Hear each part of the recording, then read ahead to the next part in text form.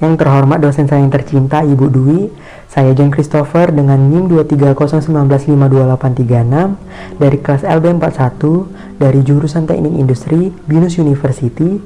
Saya akan membahas jawaban ujian UAS Kalkulus 3 saya, yang dimana saya dapat paket 0. Baiklah, saya akan memulai dari nomor 0.i saya, yaitu 0.0, lalu dilanjutkan dengan nomor wajib 0.3, lalu nomor 0.4. Baiklah Ibu, karena waktu penjelasan maksimal hanya 10 menit, saya akan menjelaskannya secara singkat. Langsung ke nomor 0.0. Soalnya adalah sebagai berikut. Pertama, integral lipat 3 tersebut dihitung dari dalam dulu, baru keluar, yakni kita integralkan dahulu fungsinya terhadap variabel X, lalu terhadap variabel Y, dan yang terakhir terhadap variabel Z. Kita integralkan dx terlebih dahulu dengan aturan integral trigonometri, yakni integral sin x dx sama dengan negatif cos x. Setelah itu, kita masukkan batas atas dan batas bawahnya ke variabel x tersebut. Setelah itu, kita operasikan dan kemudian integralkan dy dengan aturan integral trigonometri, yakni integral cos y dy sama dengan sin dy. Namun ingat, karena koefisien y bukan 1 tapi 2, itulah sebabnya menjadi 1 per koefisiennya. Setelah itu, kita masukkan batas atas dan batas bawahnya ke variabel y tersebut. Setelah itu, kita operasikan seperti biasa dan kita integralkan dz. Lalu kita integralkan dengan aturan integral trigonometri, yakni integral sin z dz sama dengan negatif cos z. Lalu kita kali masing-masing sukunya dengan 1 per koefisiennya. Setelah itu, kita masukkan batas atas dan batas bawahnya masing-masing.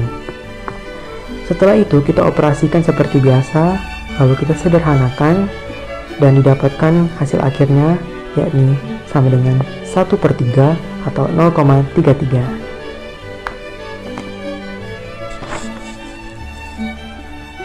Selanjutnya, kita membahas nomor 0.3.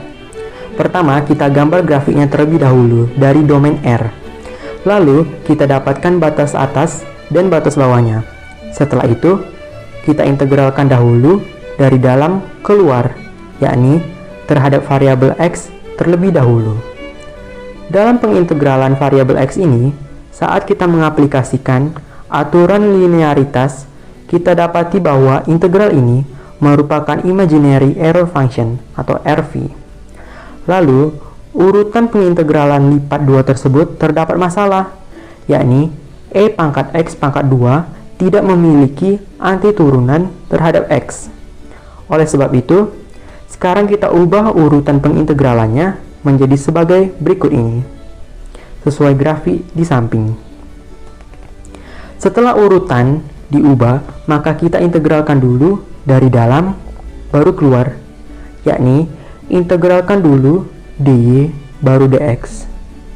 Baiklah, karena pada fungsi e ini tidak memiliki variabel y, maka untuk mengintegralkan dy langsung kita kalikan variabel y ke fungsinya. Setelah itu, kita masukkan batas atas dan bawahnya. Sepertiga, lalu sepertiga kita pindahkan ke depan. Setelah itu kita integralkan dx menggunakan konsep integral biasa, yakni chain rule dan power rule. Lalu kita aplikasikan konsep exponential rule.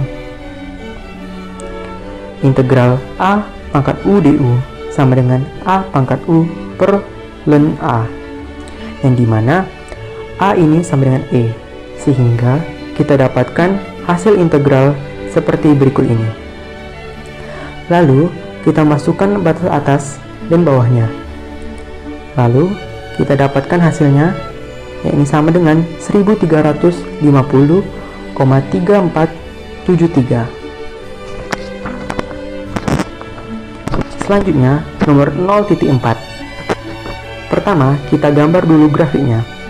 Dari grafik tersebut, kita dapatkan batas atas dan bawahnya sebagai berikut ini. Setelah dapat batas, kita hitung massa laminanya dengan rumus sebagai berikut ini.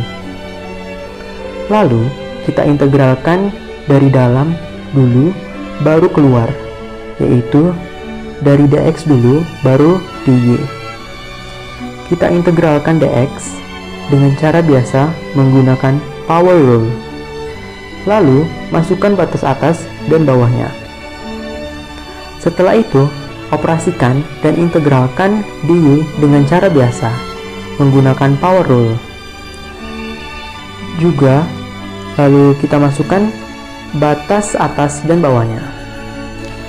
Sehingga didapat massanya, massa dari laminar ini sama dengan 208. Lalu, kita hitung koordinat X dari pusat massa lamina dengan rumus sebagai berikut. Selanjutnya, kita integralkan dengan cara biasa, yakni integralkan dulu dari dalam keluar dengan mengintegralkan dari dx dulu baru dy dengan cara biasa, yakni dengan menggunakan konsep power rule seperti sebelumnya, sehingga didapat nilai absis sama dengan 15/4 atau 3,75. Setelah kita dapati koordinat x-nya atau absis, selanjutnya kita hitung koordinat y-nya atau ordinat dengan rumus sebagai berikut ini. Selanjutnya, kita integralkan dari dalam keluar, yakni dari dx dulu baru ke dy. Dengan cara pengintegralkan dengan power rule seperti biasa. Lalu kita dapatkan ordinatnya, yakni 27/13 atau 2,0769. Setelah mendapatkan koordinat X dan Y, selanjutnya kita membuktikan kebenaran dari pusat massa lamina tersebut dengan menggunakan rumus titik berat.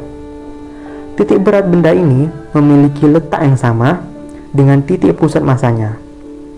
Dengan demikian, kita dapat membuktikan kebenaran dari koordinat X dan Y dari pusat massa lamina tersebut dengan rumus titik berat segitiga berikut ini. Karena bangunnya berbentuk segitiga, maka kita dapat membuktikannya dengan rumus titik berat segitiga. Setelah itu, kita masukkan nilai X1, X2, X3 dan Y1, Y2, Y3 dan dibagi 3 masing-masing.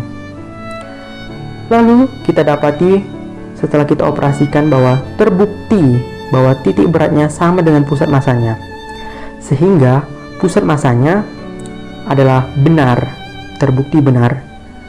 Dengan demikian penjelasan dari saya, Bu. Terima kasih, Bu, atas segalanya. Saya minta maaf atas segala kesalahan saya, baik dalam perkataan dan perbuatan. Sampai jumpa suatu hari nanti, Bu. Terima kasih.